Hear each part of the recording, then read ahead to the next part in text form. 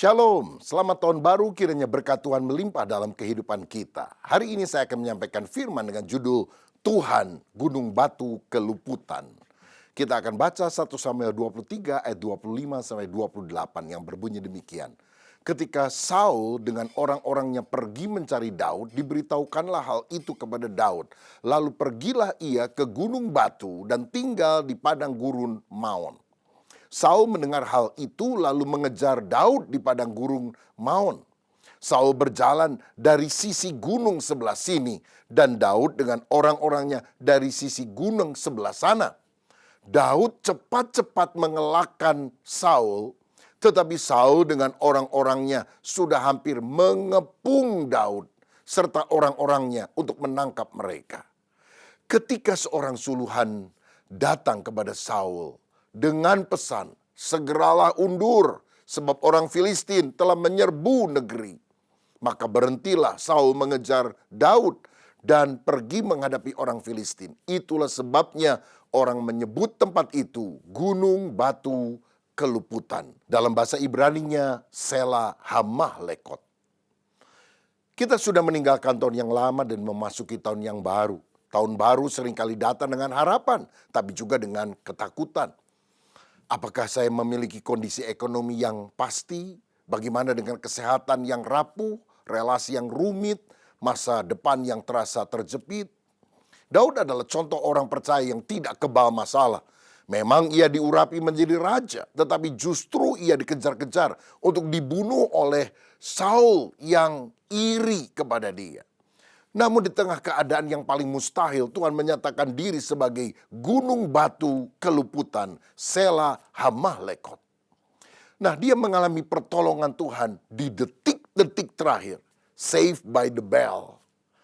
Kita akan melihat beberapa kebenaran melalui perikop yang telah kita baca. Yang pertama, ada kesulitan nyata yang dihadapi, ayat 25 dan 26. Saudara, Daud itu tidak salah, tidak berontak. Namun ia dikejar-kejar oleh raja, dikelilingi oleh musuh, sehingga tampaknya tidak ada jalan keluar karena posisinya sangat terjepit. Saul dan Daud berada di gunung yang sama pada sisi yang berbeda dan terus mengejar. Sedikit lagi Daud dan pasukannya akan tertangkap. Kata mengepung itu artinya membuat lingkaran yang makin menyempit dan akhirnya akan menjerat Daud dan pasukannya. Tetapi kita melihat posisi terjepit ini adalah tempat di mana kekuatan manusia berhenti. Namun sebaliknya kekuatan Allah mulai bekerja. Saudaraku, orang yang hidup dalam kehendak Tuhan tidak kebal kesulitan. Mengikut Tuhan bukan berarti hidup tanpa tekanan. Kadang-kadang Tuhan mengizinkan kita sampai pada titik buntu. Dan kita kehabisan akal. Bagaimana saya bisa mengatasi semuanya? Mungkin pada tahun ini saudara mulai merasa usaha yang terjepit, rumah tangga yang tertekan, atau mungkin pelayanan yang melelahkan, iman yang diuji. Jangan menyangkal kesulitan, akui saja kenyataannya, tapi jangan pernah kehilangan iman. Jangan kita menyerah bahkan di titik terendah di dalam kehidupan kita, karena ada intervensi ilahi yang bisa mengubah keadaan dari kutuk menjadi berkat. Saudara, Tuhan bisa menggunakan cara yang tak terduga. Dia bisa menggunakan musuh Israel yaitu orang Filistin untuk menyelamatkan Daud. Kadang dia juga menggunakan krisis di tempat lain untuk menarik musuh kita menjauh dari hidup kita. Teringatlah saya kisah tahun 1940-an pada Perang Dunia yang Kedua, ratusan ribu tentara sekutu terjebak di pantai Dunkirk di Inggris, dikepung oleh tentara Jerman yang siap menghancurkan mereka. Secara manusiawi tidak ada jalan keluar. Namun terjadi serangkaian peristiwa yang tidak terduga. Hitler, pemimpin Nazi Jerman, secara tiba-tiba dan tidak pernah diduga memerintahkan pasukannya untuk berhenti bergerak selama 3 hari. Alasannya sampai hari ini tidak jelas. Dan di saat yang sama cuaca di Selat Inggris itu menjadi sangat tenang dan memungkinkan ribuan kapal kecil milik warga sipil menyeberangkan dan mengevakuasi para prajurit sekutu sehingga mereka selamat. Saudara sekalian, bagi para prajurit sekutu yang selamat, Dunkirk ibarat Sela Hamahlekot. gunung batu perlindungan, di mana momen musuh sudah di depan mata, namun tangan yang tak terlihat, tangan Tuhan menghentikan pengepungan tersebut. Tuhan menciptakan gangguan kudus untuk memisahkan Anda dari musuh atau masalah yang hampir menelan hidup kita. Sela Hamahlekot mengajarkan bahwa Tuhan memegang kendali atas waktu dan keadaan. Memang ada masalah, tapi hadapi bersama dengan Tuhan.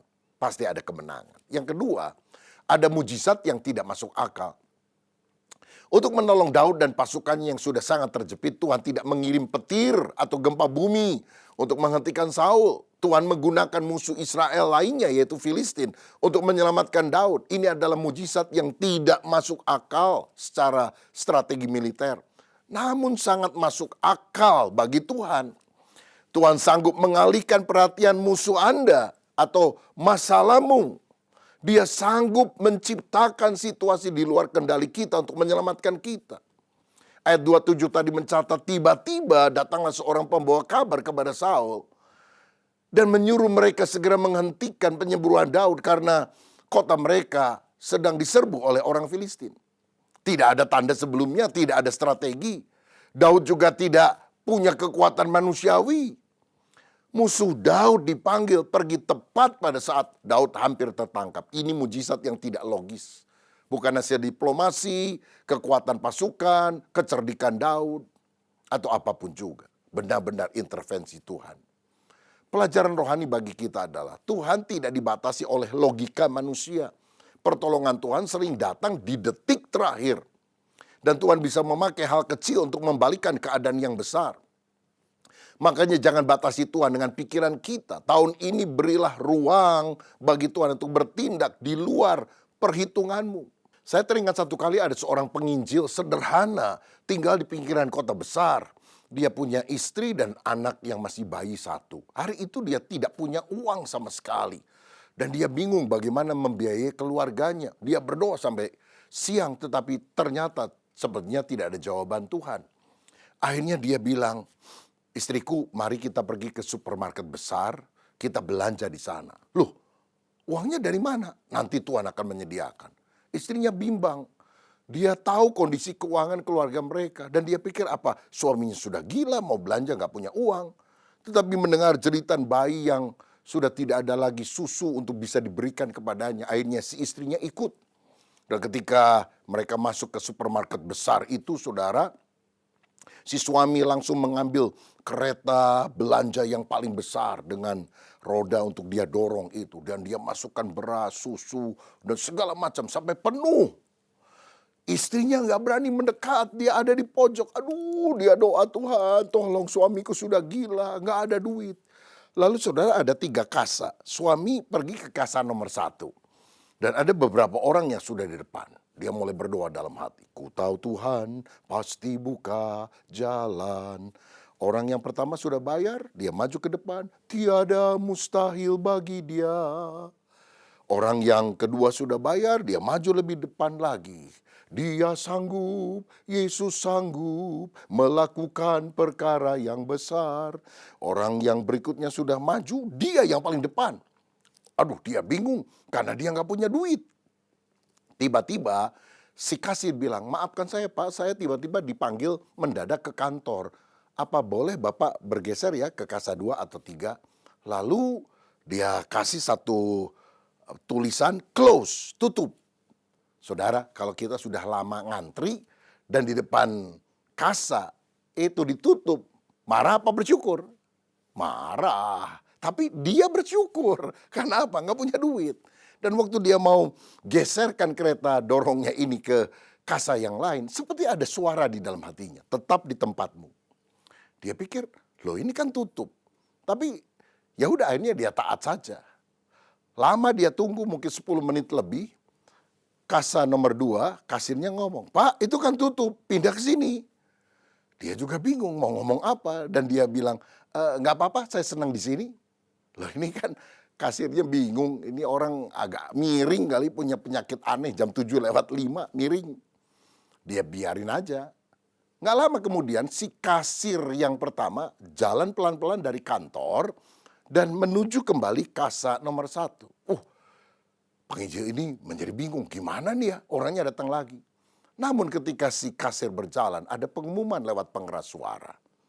Para pengunjung yang berbahagia, dalam rangka ulang tahun kami yang ke-10, pada hari ini kami ingin memberikan hadiah kepada salah satu pengunjung yang beruntung. Dan jika Anda berada tepat pada kasa nomor 1, urutan pertama, ambillah seluruh barang belanjaan Anda, karena ini hadiah dari toko ini untuk Anda. Wah, kasa 1, nomor 1, saya. Dia keluar gratis, saudara sekalian. Dia mengalami keluputan. Karena apa? Ada mujizat yang tidak masuk akal, yang tidak terduga.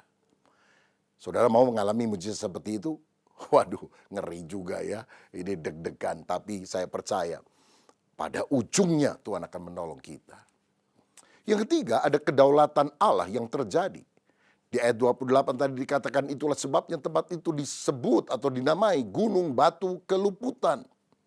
Nah, gunung batu melambangkan kekuatan, perlindungan, keteguhan, dan tempat aman. Bukan Daud yang lolos karena cepat, tetapi Tuhan yang berdaulat yang mengatur segalanya. Kedaulatan Allah berarti Tuhan berkuasa atas segalanya. Atas raja, peperangan, atas berita, atas waktu, atas apapun. Tidak ada yang kebetulan dalam hidup orang percaya. Tuhan duduk di atas tahta, dia mengatur pemerintahan atas muka bumi ini. Tuhan tidak pernah terlambat, tapi dia juga tidak pernah bekerja terlalu cepat. Dia selalu bekerja on time, tepat pada waktunya. Pemazmur dalam Mazmur 18 ayat 3 berkata, Tuhan adalah gunung batuku dan kubu pertahananku. Nah, jika Tuhan adalah gunung batu keluputan, maka kita tidak perlu panik pada saat kita terdesak. Kita tidak putus asa saat terpojok. Kita tetap percaya saat belum melihat jalan keluar. Karena kita tahu ada Tuhan yang menyertai kita. Saudara, kedaulatan Tuhan berarti Dia mengatur skenario dari balik layar. Dan ini bukan kebetulan, ini disebut Providentia Dei. Pemeliharaan Allah. Tuhan mengendalikan segalanya. Tuhan tidak hanya menguasai gunung batu tempat Daud bersembunyi, tetapi ia juga menguasai pergerakan tentara Filistin di tempat yang lain yang jauh dari pandangan Daud. Karena itu, berhentilah mencoba mengontrol segala sesuatu yang di luar jangkauan Anda. Percayalah bahwa Tuhan punya cara untuk mengalihkan badai yang menuju ke arah Anda. Dan itu akan membuat kita selamat. Kalau saudara membaca kisah tentang Bahtera Nuh yang Tuhan menyuruh mereka membuatnya, semua ditentukan dari kayu gofir, ukurannya, tingkatnya, panjangnya, lebarnya, dan pintunya hanya 1. Semua lengkap untuk menjadi sebuah kapal besar. Cuma 1 yang tidak ada. Padahal ini sangat vital. Apa itu? Tidak ada kemudinya, saudara-saudara. Nah, jadi sebetulnya Bahtera itu lebih cocok disebut kotak besar daripada kapal. Karena kapal kan selalu ada kemudinya. Dan ketika pintu Bahtera itu tertutup, dan kemudian banjir besar datang menenggelamkan semua manusia. Kalau Nuh bisa melihat keluar, mungkin dia bisa melihat, wow, ini perahu mau nabrak pohon, mau nabrak gunung. Aduh, dia baru sadar, nggak ada kemudinya, dia tidak bisa mengendalikan semuanya. Tetapi dengan cara Tuhan, Bahtera itu bisa meliuk ke kiri ke kanan, menghindari semua yang akan berbahaya dan bertabrakan dengan kapal besar itu. Dan akhirnya selamat. Coba seandainya Nuh mengemudikan Bahtera itu, apa lebih selamat? Mungkin sudah nabrak sana, nabrak sini. Percayalah saudara, Tuhan lebih ahli mengendalikan perahu kehidupanmu daripada engkau mengendalikannya sendiri. Saya teringat ketika kita mulai membangun proyek namanya The Journey Discovery Center di perumahan Sumarekon, Bandung. Kita beli tanah 2 hektar, membangun 4 lantai, luas bangun kira-kira 40.000 meter persegi. Saudara-saudara, setelah kita mulai melunasi tanah, mengerjakan seluruh strukturnya sampai selesai, dan ketika kita mulai finishing, kita kehabisan dana, nggak ada uang sama sekali. Saya hanya rapat dengan para pengurus dan kita menceritakan hal ini. Dan para pengurus pun diam, kalau nggak ada duit ya mau gimana kan. Dan minggunya saya khotbah 5 kali di GBI Bethel Mekarwangi Bandung. Dan ibadah kedua, saya kelepasan ngomong bahwa jemaat kita akan berhenti dulu ya pembangunan karena nggak ada duit. Waktu saya ngomong itu saya rasa aduh mestinya saya nggak ngomong gini, ini bisa melemahkan iman tampaknya. Jadi saya tidak pernah bicara di ibadah-ibadah sebelum atau setelahnya tentang penghentian proyek ini. Tetapi setelah ibadah kedua itu, biasanya setelah selesai saya berdiri di pintu luar gereja menyalami jemaat. Ada seorang jemaat relatif baru lah, mungkin 1 tahun lebih. Dia berkata, sayang Pak ya kok dihentikan. Ya habis nggak ada duit Pak, saya bilang. Boleh nggak saya sumbang emas 1 kilo? Oh boleh sekali, saya bilang. Terima kasih ya, saya jabat lagi tangan dia. Dan tiba-tiba waktu saya berkata terima kasih, saya udah mikir nih, 1 kilo kira-kira 1,5 miliar. Seperti terlintas satu pikiran, ini bukan mujizat yang terbesar, ini baru awan setelapak tangan. Seperti yang pernah dilihat Nabi Elia, sebentar lagi hujan besar akan turun. Maksudnya ada berkat yang lebih besar. Tapi kan saya nggak ngerti saudara apa yang dimaksud oleh Tuhan.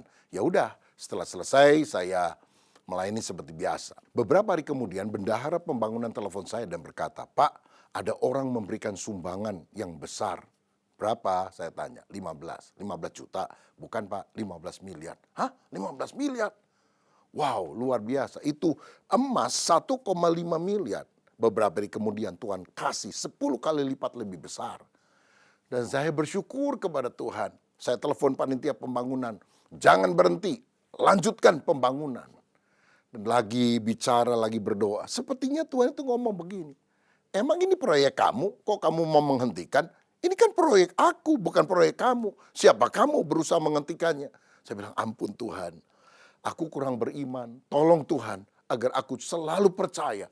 Bagimu tidak ada yang mustahil. Saudara, di saat tidak ada uang sama sekali. Dan saya sudah bilang berhenti. Tuhan gunung batu keluputan. Memberikan jalan keluar yang tidak masuk akal dengan cara yang tidak pernah kita duga. Yang keempat, ada sikap hati benar yang harus dimiliki. Saudara, sikap hati Daud ketika saat terpojok harus kita contoh. Dia tidak berontak kepada Saul, dia tidak meninggalkan Tuhan, dia tetap berharap kepada Allah meskipun dikejar. Yang pertama kita lihat sikap hati benarnya adalah beriman akan pertolongan Tuhan. Mengandalkan Tuhan, bukan mengandalkan kekuatan diri. Dan iman sejati itu aktif, tetap bergerak, bukan pasif. Jadi meskipun terjepit, Daud tidak menyerah dan bilang, ya udahlah, tangkap aja saya, udah capek lari. Dia tetap berusaha bergerak menjauhi Saul dan anak buahnya yang berusaha menangkap. Nah, kita juga jangan berhenti berdoa, jangan berhenti berusaha. Meskipun Anda merasa terkepung dengan banyak masalah. Apa yang Anda bisa kerjakan, kerjakan. Tapi selebihnya serahkan kepada Tuhan. Jadi beriman. Yang kedua, bersabar. Bersabar menunggu waktunya Tuhan, bukan putus asa. Pertolongan Tuhan seringkali terjadi di detik-detik terakhir. Pernah nggak saudara ngalami masalah yang besar, kita udah panik, tapi ujung-ujungnya saudara kan ditolong oleh Tuhan toh, ya kan? Mungkin sekarang saudara bilang, kenapa saya belum ditolong Tuhan? Ya berarti belum di ujung, sabar dikit. Kalau sudah di ujung pasti Tuhan akan tolong. Kan ujung-ujungnya Tuhan akan tolong. Nah berarti di detik-detik terakhir seringkali pertolongan Tuhan itu nyata. Saya teringat saudara, seperti Abraham mendapatkan janji, dia mendapatkan anak perjanjian, keturunannya akan banyak. Dia percaya pada janji Allah walaupun usianya kira-kira 100 tahun dan dia sudah sangat lemah. Rahim Sarah juga telah tertutup.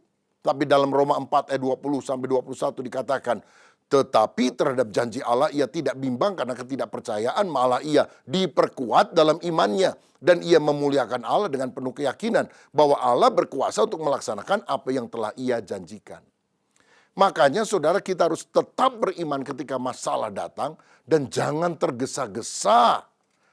Artinya kita harus belajar sabar karena Abraham pun itu kan sampai usia 100-an baru mendapat penggenapan janjinya.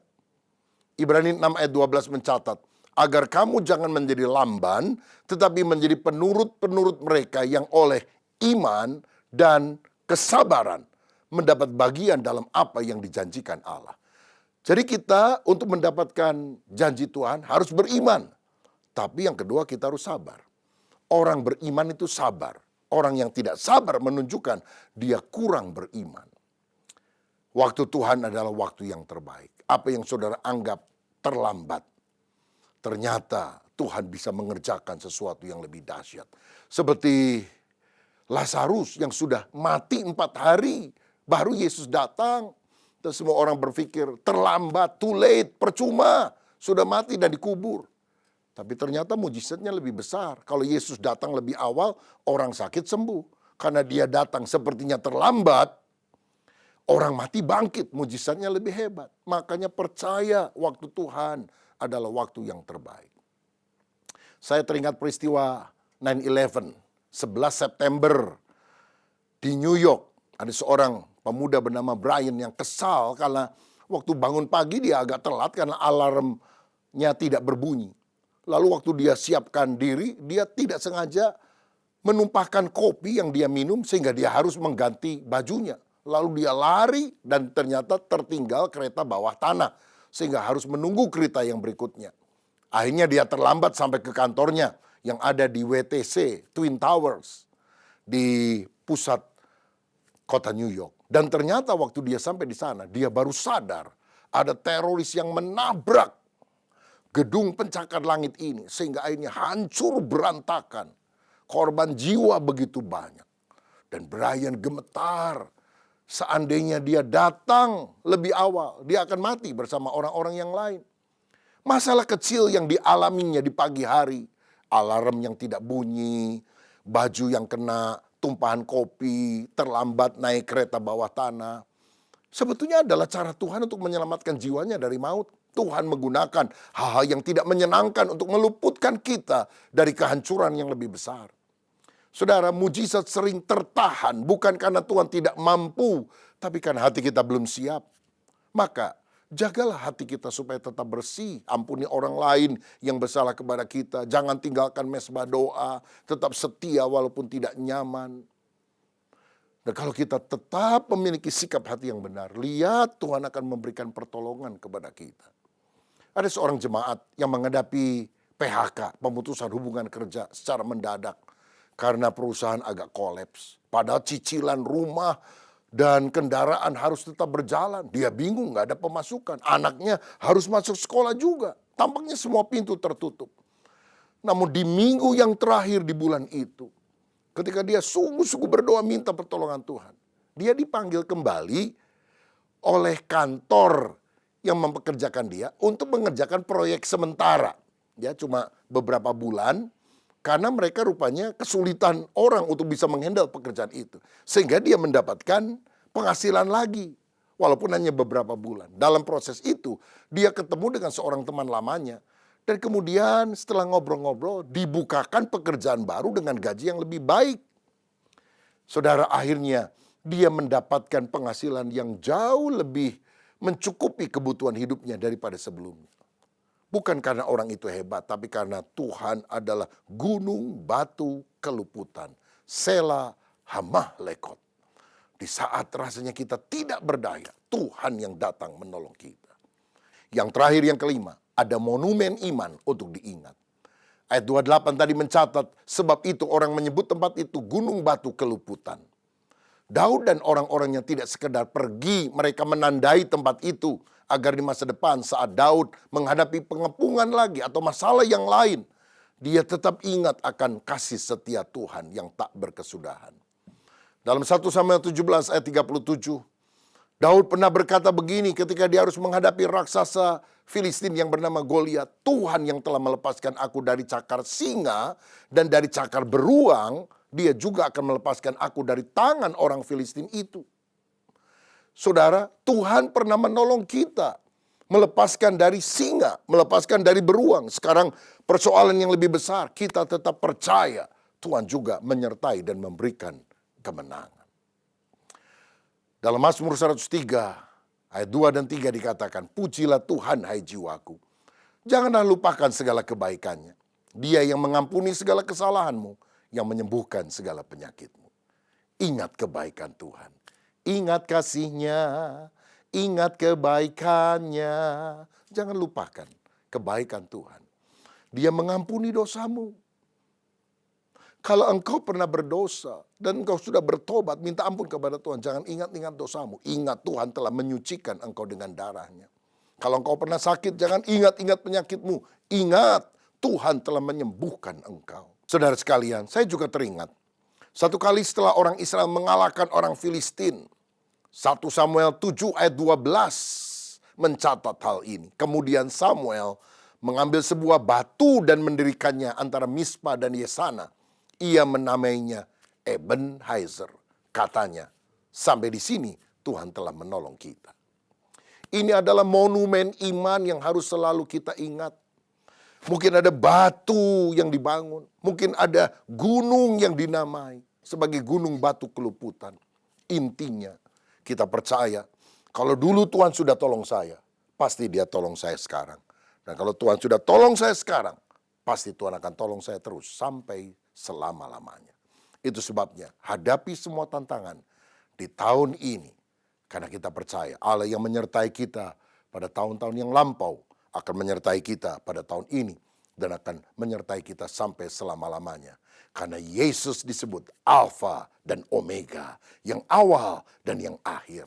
Dia berjalan mendahului kita. Dia memberikan kemenangan bagi kita. Di saat kritis sekalipun, percayalah, Dia adalah gunung batu keluputan kita.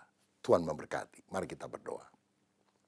Bapa, hamba mau berdoa untuk anak-anakmu yang hari ini sedang mengalami posisi sangat terjepit. Kami tidak tahu lagi apa yang kami harus lakukan. Jadilah gunung batu keluputan. Bergeraklah, bertindaklah dengan cara yang tidak pernah kami pikirkan, tidak pernah kami duga. Tapi itu cara Tuhan untuk melepaskan kami. Terima kasih Tuhan. Kami tidak pernah ragu akan caramu. Engkau punya 1001 macam cara untuk menyelamatkan kami. Itu sebabnya biar kami selalu mengandalkan Engkau. Selalu bersyukur untuk pertolongan Tuhan yang pernah Engkau lakukan masa lalu. Dan kami akan alami pada masa kini dan masa yang akan datang. Berkati semua umat-Mu yang menerima kebenaran firman pada hari ini. Biar kami teguh di dalam Tuhan. Demi nama Yesus. Amin.